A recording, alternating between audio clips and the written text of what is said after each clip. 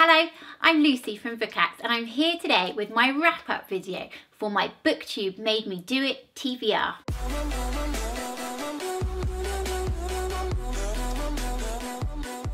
Now this month I read a total of 6 books and listened to 1 audiobook, all around the theme of BookTube Made Me Do It. So basically, things that I would not have discovered or would not be reading right now at this time in my life if it wasn't for the fact I was on BookTube and they have introduced them to me.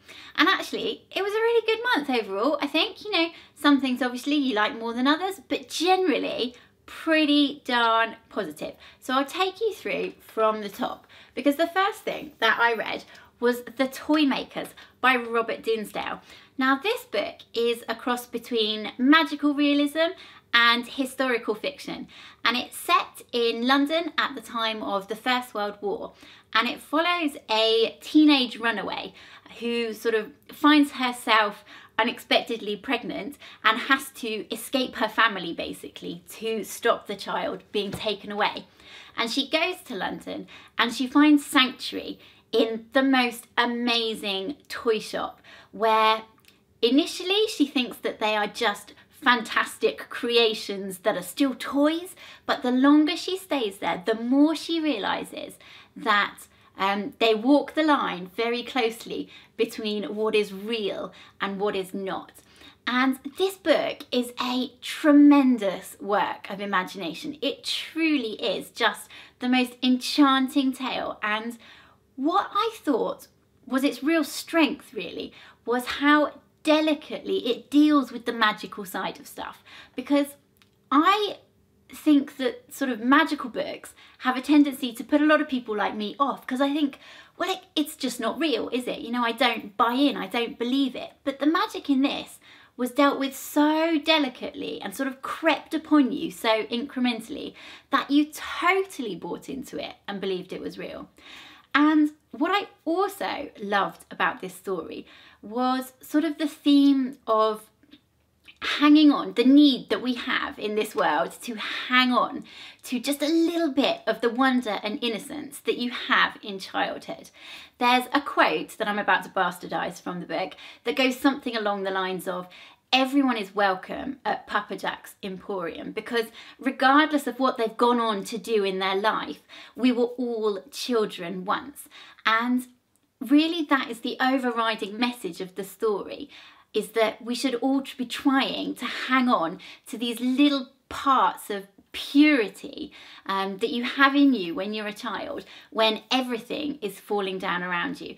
And it was a book that I absolutely loved. Definitely would recommend. Next up, I did a buddy read with Todd the librarian. Hi Todd. And it was Watership Down by Richard Adams. Now, this is completely and utterly different. This is a book, well actually, do you know what, hold on, I say that, but maybe it's not quite so different, because where do I start? This is a book about rabbits. Now, one of the rabbits in the warren has a premonition that terrible things are about to befall him and his kin, and his brother decides that it is worth listening to him, despite the fact that he's a bit of an outsider bunny. And a little group of them band together and go off to set up their sort of new rabbit colony. I'm not sure what you call a group of rabbits. Now, the reason I say I guess it's kind of sort of similar is that it is allegedly based on the author's experiences as a soldier in World War II. So it's kind of got that war element, hasn't it? And I could see really how you could sort of change the rabbits' names from things like Hazel and Blackberry into Smith and Jones, and they could be, you know, people in the trenches, really, which is an odd thing to say, but I could see it. And it's also kind of particularly odd because this is technically a children's book, but I found it quite an incongruous book, really. It was one, I think, my overriding feeling was that I respected it, but that I didn't necessarily enjoy it. And I really don't know who would. I think it's a remarkable achievement in terms of storytelling and in terms of writing and in terms of world building and sort of creating this really believable, really human rabbits. But at the same time, it's a pretty dark story, and it's written in a way that I don't necessarily think children would enjoy. And yet I don't really feel it's for adults, and I don't know whether the young adult market really would buy into it either. I don't really know what I'm trying to say. I respected it. I didn't really enjoy it. I don't know who this book is for.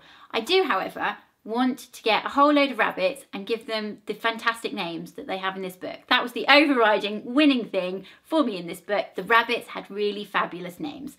We should probably just leave it there, shouldn't we? Because next up, I read Freedom Swimmer by Y. Chim. Now, this is a middle grade novel, I think. Middle grade / YA, but probably on the Y end of YA. And this was given to me by Amanda over at Cook Read Creates. And it is a story set in China at the time of the Great Leap Forward, so 1960s. And it's a story of communism, really. So one boy from the villages who lives a very poor and deprived life is thrown together with a city boy who is sort of sent to the country to spread the word of communism. And by all accounts, they shouldn't be friends, but they bond in a way that neither of them expected. And they do form this really wonderful, genuine friendship. And the title of the book comes from what were called freedom swimmers. So obviously communist China, not really a place where everyone wanted to be. And there was this little sort of narrow stretch of sea that some people attempted to swim to get to Hong Kong, which was then sort of run by the British and what they perceived to be their freedom from communism. So the story is around whether these two boys decide to attempt this swim and escape or not. And I think it's a really great read for introducing you to a bit of that politics, a bit of that history, a bit of that culture that you might not know anything about. And I think also it's got sort of really universal messages around not judging a book by its cover and thinking freely and being able to make up your own mind. I think teenage me would have absolutely loved this book. It is absolutely something that I would have wanted to read. For me now, I know quite a lot about Chinese history. I've read quite a lot of similar books that are sort of definitely adult books, so it didn't have the depth that I would want in the sort of the culture and the politics and also the characters as well. So it's not something that I go a bomb on now, but teenage me absolutely would have loved that book. Now, the next book that I read is so timely, and it is powerfully written and incredibly politically relevant. And for that reason, it is one of the best books that I've read in a very long time, I think. And it is Another Day in the Death of America by Gary Young. And this is basically a book about gun culture in America. And I read it in the days preceding the really tragic events that have happened in Florida. And as a British person who has lived for my entire life in a country where people just don't have guns, they are incredibly difficult to get hold of. I think maybe there's 10 people in the UK on average who are victims of gun crime over the course of a year.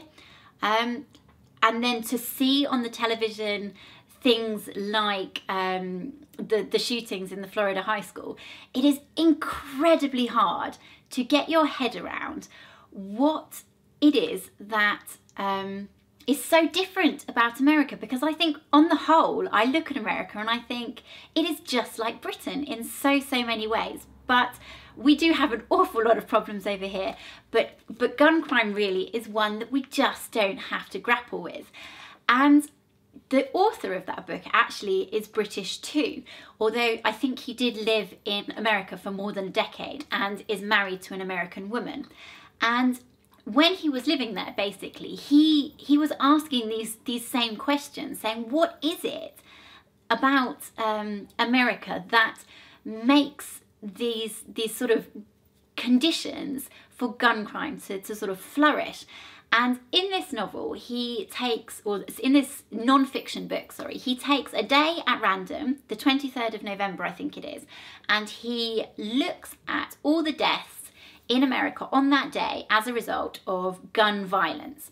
And there are 10 on that particular day, and they are all minors. So they are all children who died on that day. And in each chapter of the book, he looks at the specific circumstances surrounding that child's death.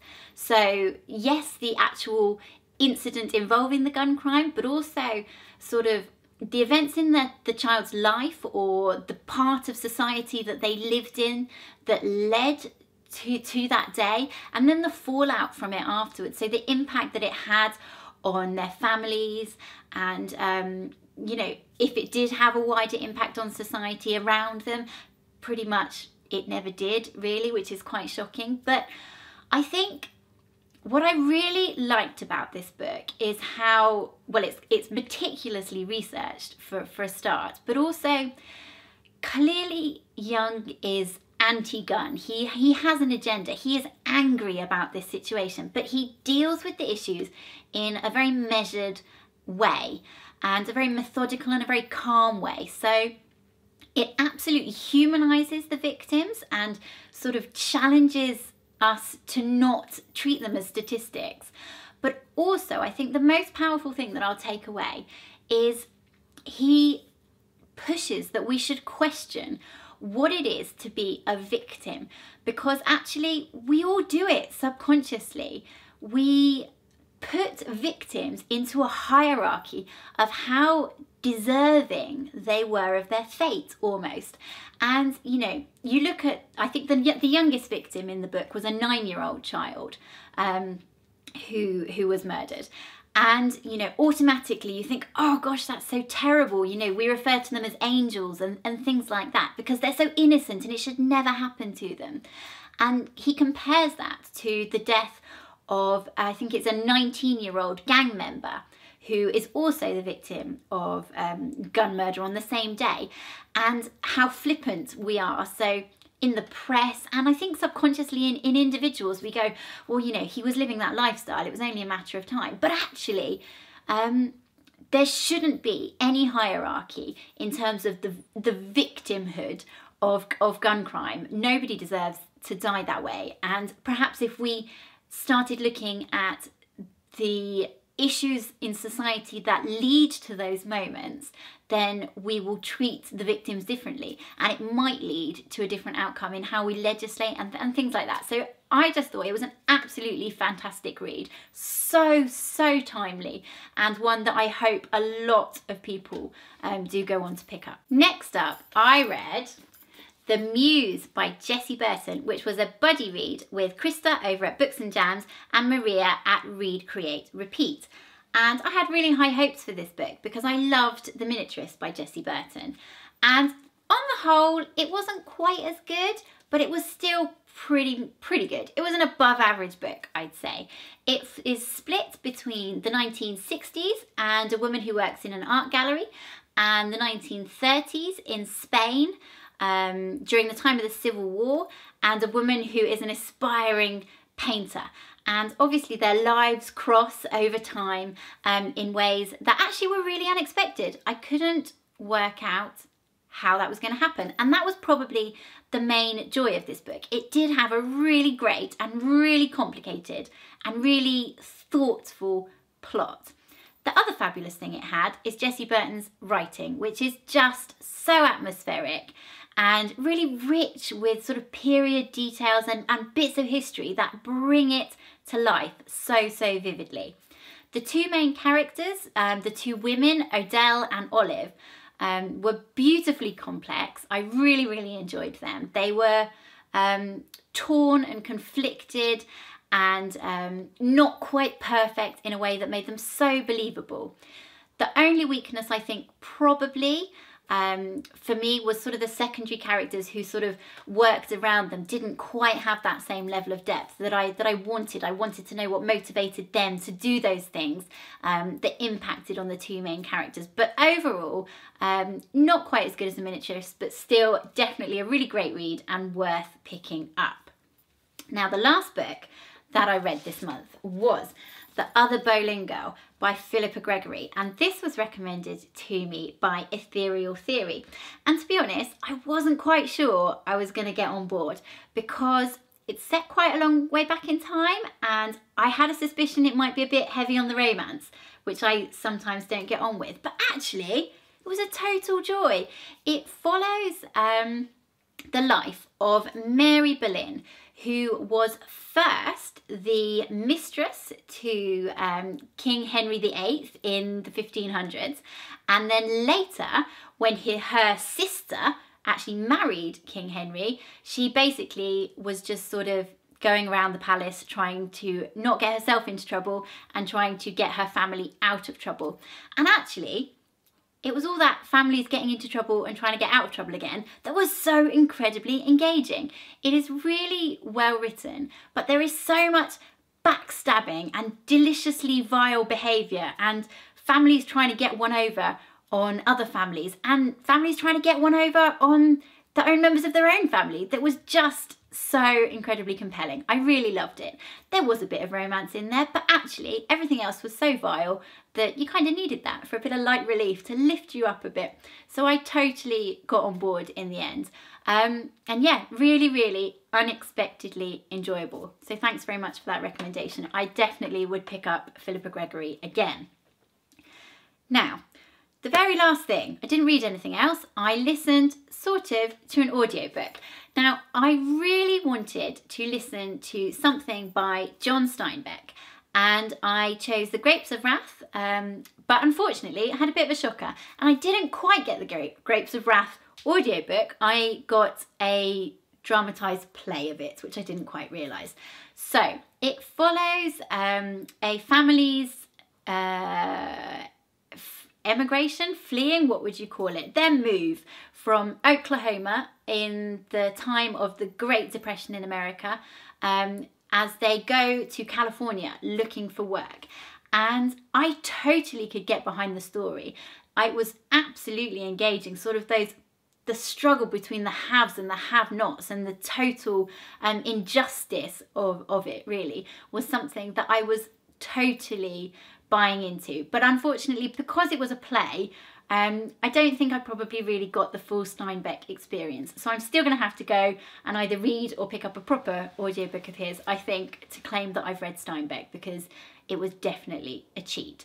But enjoyable nonetheless. And that's it. That's everything I read and listened to this month. Now I know, because this is my BookTube Made Me Do It TBR, that you guys have read loads of these books. So I would love it if you talk to me in the comments below about what you thought of them, whether you enjoyed them too, whether you didn't enjoy them. Tell me anything, tell me whatever you like. Let's have a chat. And in the meantime, please do check out bookaxe.com, and I'll see you soon. Thanks for watching. Bye.